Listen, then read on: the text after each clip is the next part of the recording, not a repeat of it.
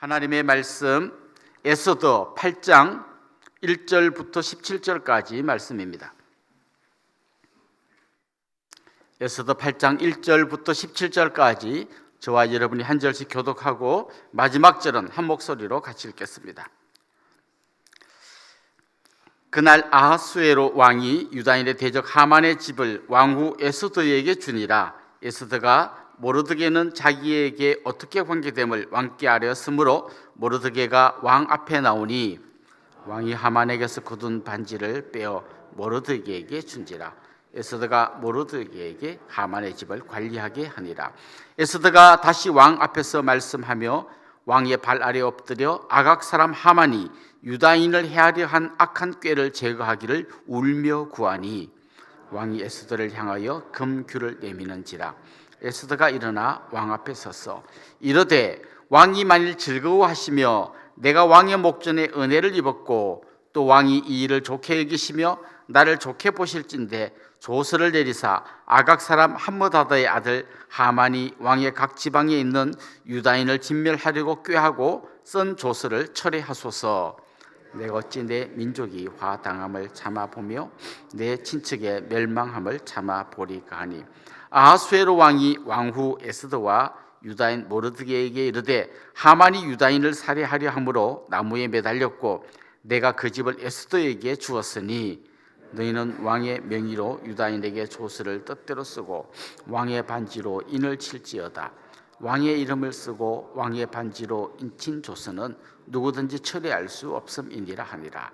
그때 시환월 곧 3월 23일에 왕의 서기관이 소집되고 모르드게가 시키는 대로 조서를 써서 인도로부터 구스까지의 127지방 유다인과 대신과 지방관과 관원에게 전할세 각 지방의 문자와 각 민족의 언어와 유다인의 문자와 언어로 쓰되 아하수에로 왕의 명의로 쓰고 왕의 반지로 인을 치고 그 조서를 역졸들에게 붙여 전하게 하니 그들은 왕궁에서 길러서 왕의 일에 쓰는 준말을 타는 자들이라. 조서에는 왕이 여러 고을에 있는 유다인에게 허락하여 그들이 함께 모여 스스로 생명을 보호하여 각 지방의 백성 중 세력을 가지고 그들을 치려하는 자들과 그들의 처자를 죽이고 도륙하고 진멸하고 그 재산을 탈취하게 하되 아하수에로 왕의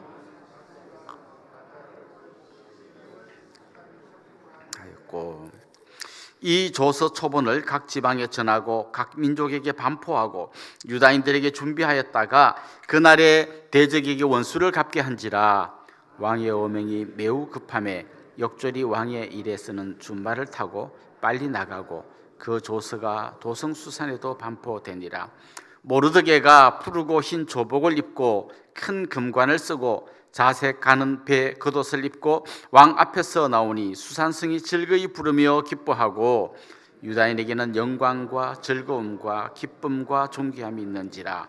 왕의 어명이 이르는 각 지방 각 읍에서 유다인들이 즐기고 기뻐하여 잔치를 베풀고 그날을 명절로 삼으니 본토 백성이 유다인을 두려워하여 유다인 되는 자가 많더라.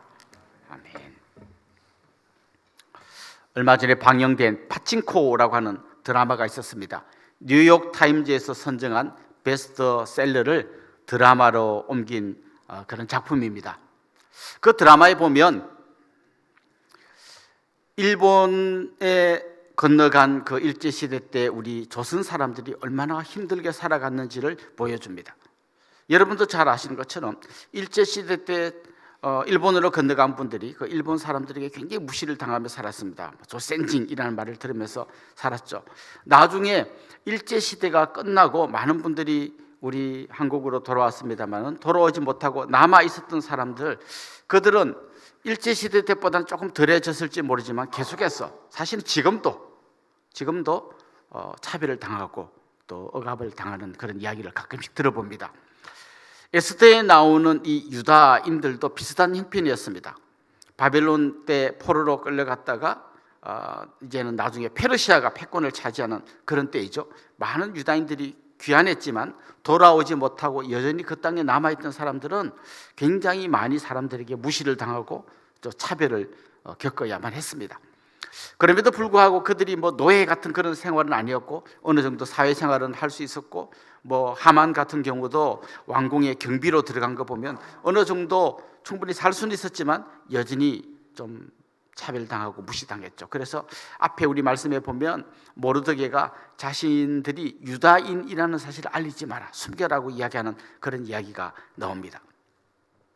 이 에스더의 이야기를 한번 보십시오. 이 에스더의 이야기는 대역전의 드라마처럼 보입니다. 결국은 해피엔딩으로 끝나지만 그 과정 속에는 그 땅에서 살았던 유다인들이 겪었던 수많은 애환과 고통들이 그대로 녹아있는 게 이 에스더서입니다. 에스더에는 여러 역전의 이야기가 나옵니다. 포로민의 후예였던 에스더, 부모님도 없어서 모르드게의 손에서 자라했던 고아였던 에스더가 어느 날 왕후가 됩니다. 아주 대역전이 일어난 거죠. 말단 경비로 일하던 모르드게가 하만의 음모를 이겨내고 마침내 총리의 자리에 올라가게 됩니다. 대역전이 일어난 거죠. 그런데 이런 역전과는 비교도 할 수 없는 진짜 대역전은 뭡니까? 하만의 음모 때문에 전부 다 몰살당할 뻔했던 유다인들이 이제는 굉장히 놀라운 대승리를 경험하는 엄청난 이야기가 오늘 본문 계속 이어지고 있습니다. 어제 본문에 보면 유다인들을 몰살시키려고 장대를 높이 세웠던 하만이 오히려 자기가 그 장대에 달려 죽는, 그래서 대역전이 일어난 이야기가 어제 본문 이야기였습니다. 그런데 그 이야기는 어제 그 이야기로 끝나지 않았습니다. 하만이 죽는 걸로 이 이야기가 끝나지 않았습니다. 왜냐하면 이미 하만의 음모로 많은 조서가 전국 각 지방에 다 뿌려졌고, 이 조서를 보는 사람은 나중에 하만의 이야기는 잘 모르고 여기 쓰인 대로 유다인들 다 죽이라 하는 이대로 다 죽일 수 있는 그런 상황이었습니다. 굉장히 다급한 상황이었죠. 왕이 거기다가 조서를 쓰고 의인을 찍었기 때문에 그걸 보는 사람들은 얼마든지 유다인을 죽일 수 있는, 아직까지 상황이 끝나지 않았습니다. 그래서 에스더가 다시 한번 왕 앞에 눈물을 흘리면서 요청한 이야기가 오늘 본문에 나옵니다. 이미 우리가 앞에서 여러 번 살펴보았듯이 그 당시에 왕은 전제 군주였고 그냥 말 한마디 잘못하면, 뭐 눈빛 한번 잘못해도 날아가는 아주 그런 상황이었기 때문에 왕에게 뭔가를 이야기하는 게 그렇게 간단한 문제가 아니었습니다. 오늘 본문 5절에 보면 에스더가 얼마나 조심스럽게 왕에게 이야기하는지가 나옵니다. 이렇게 돼 있죠. 이르되 왕이 만일 즐거워하시며 내가 왕의 목전에 은혜를 입었고 또 왕이 이 일을 좋게 여기시며 나를 좋게 보실진대 조서를 내리사 아각 사람 함므다드의 아들 하만이 왕의 각 지방에 있는 유다인을 진멸하려고 꾀하고 쓴 조서를 처리하소서. 이미 쓴 조서를 처리해달라고 하는데 거기에 4가지 조건을 이야기해요. 왕이 만일 즐거워하시면, 내가 왕의 목전에 은혜를 입었다면, 또 왕이 이 일을 좋게 여기신다면 나를 좋게 보실진대. 이 중에 하나라도 아니면 왕 안 해도 된다는 거죠. 조심 4가지 이야기를 하면서 왕이요 이 조서를 좀 철회해 주세요, 이렇게 요청을 합니다. 결국 이 에스더의 이 간청을 왕이 들어주겠다 약속을 했고요. 결국 어떤 일이 일어납니까? 새롭게 조서를 씁니다. 새롭게 조서를 쓰는데 이번에 모르드게 네가 좀 한번 초안을 만들어봐라 해서 조서를 쓰고 거기 왕의 의인을 찍고 이제 전국 127도, 그러니까 그 당시 페르시아의 거대한 제국에 이제 말을 타고 역졸들이 달려가서 이 조서를 전하게 했습니다. 14절 말씀에 보면 이런 말씀이 나옵니다. 왕의 명령이 매우 급함에 말이 나오고 이어서 역졸들이 빨리 나갔다. 지금 굉장히 이 일을 서두르고 있는 걸 보게 됩니다. 그래서 결국은 이 조서가 각 지방에 전달되고 그 조서대로 유다인들이 자기들을 죽이려고 한 사람들을 도리어 죽일 수 있게 되었고 그들의 재산까지 탈취하면서 전국적으로 유다인들의 명예가 회복되고 억울함이 풀리고 오히려 대역전이 일어나는 그런 이야기가 오늘 본문의 말씀입니다. 16절 말씀에 보면 이런 말씀이 나옵니다. 유다인에게는 영광과 즐거움과 기쁨과 존귀함이 있는지라. 그야말로 좋은 거 다 들어가 있습니다. 대역전의 이야기로 해피엔딩으로 오늘 본문이 마무리됩니다. 17절에는 심지어 이런 말씀이 나옵니다. 그들 중에 본토인 사람들 중에 이 유대인이 되려고 했던 사람들이 많이 나갔다. 다시 말하면 아마 이런 분위기 같아요. 유대계로 개종하려고 한 사람이 많이 나왔고 개종까지는 아니더라도 내가 저 유대인들하고 뭐 친해 그러면서 옛날에는 그렇게 무시하던 유대인들을 이제는 자기가 뭔가 좀 유대인하고 뭔가 관계가 있고 친해고 자기가 뭔가 좀 비슷한 그 부류의 사람인 것처럼 하는 그런 일들이 그 땅에서 많이 일어났다는 거죠. 아마 이 대역전의 이야기 읽으면서 여러분도 속에 마음에 좀 시원하고 통쾌함이 있을 겁니다. 자, 그런데 이 에스더서에는 방금 여러분이 잘 아는 이 대역전의 이야기가 중심에 있지만 숨은 이야기들이 있습니다. 숨은 이야기 중에 1번은 이거예요. 메시아의 계보가 지켜졌다라는 것입니다. 우리가 잘 아는 대로 메시아는 다윗 왕의 후손으로 오는 것으로 이미 계속해서 선지자들이 예언해 왔습니다. 자, 그런데 지금 만약에 하만의 음모가 실현되었다면 어떤 일이 일어났을까요?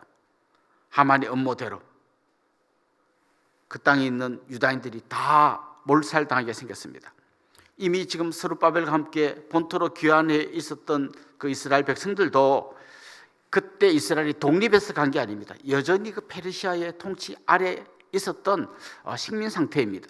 그렇기 때문에 이 조서가 예루살렘에도 전달됐을 거고, 그랬다면 그 땅에 있는 유다인들을 다 몰살시키라는 이 업무가 진행되었다면 다윗의 후손으로 오시리라 한 메시아의 계보가 끊어지게 되는 거죠. 그런데 이게 이제 다행히 잘 해결되면서 메시아의 계보가 계속해서 이어질 수 있게 되었다라는 것입니다. 다른 말로 하면 하나님께서 계획한 그 말씀이 한치 오차도 없이 진행되었다. 하나님의 말씀이 단 한 구절도 땅바닥에 떨어지지 않았다는 것을 알 수 있습니다.